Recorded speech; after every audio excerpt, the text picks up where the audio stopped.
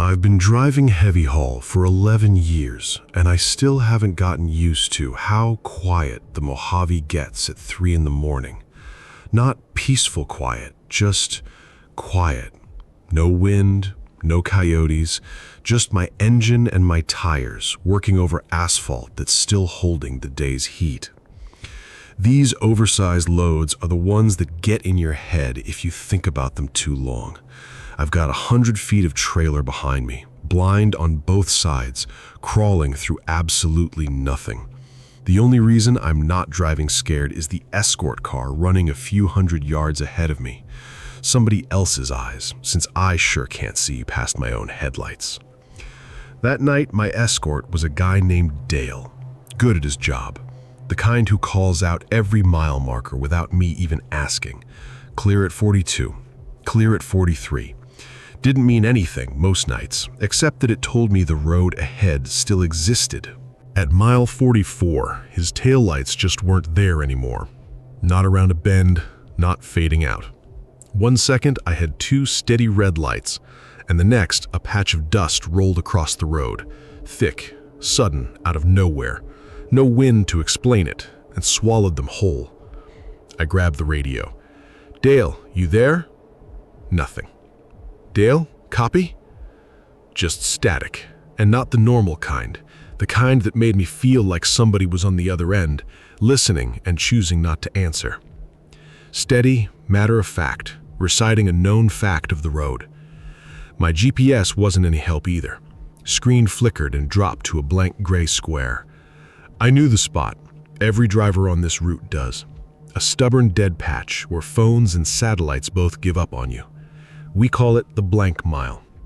Normally, you just grit your teeth and push through. I couldn't do that blind, not hauling what I was hauling.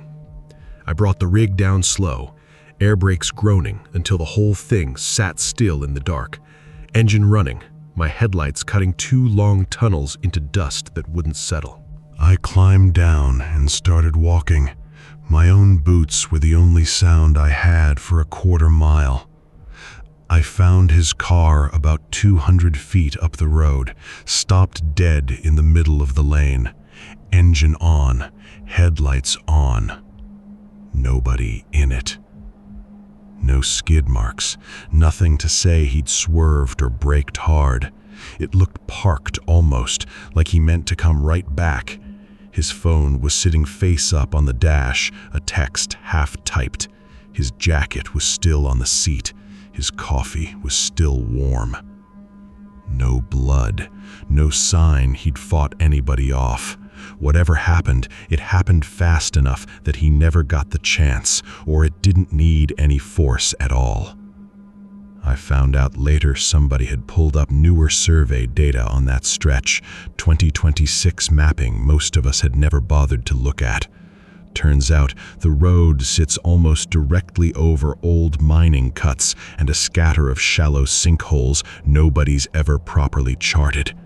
Ground that could open up under a man and close again like nothing happened. That's one way to explain it. It's just not the only one that comes to mind when you're standing there. Guys who've worked this highway a long time have their own stories about that stretch. Nothing official, nothing you'd put in a report. Just a feeling some parts of the road get right before something goes wrong.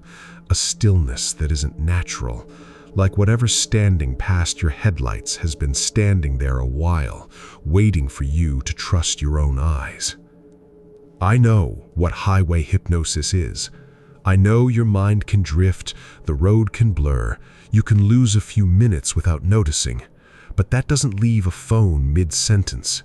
It doesn't leave a coffee cup still warm. Something walked up to that car, or something was already there waiting for it. Either way, it wasn't just me being tired. That desert is about as open as a place can get, and standing in the middle of it that night, it felt smaller than any room I've ever stood in. By the time the sun came up, the local agencies were still arguing over whose jurisdiction that mile marker fell under. Nobody could explain why there wasn't a single footprint around that car, not his, not anybody's, and the dirt out there was soft enough to hold the shape of a leaf if one fell.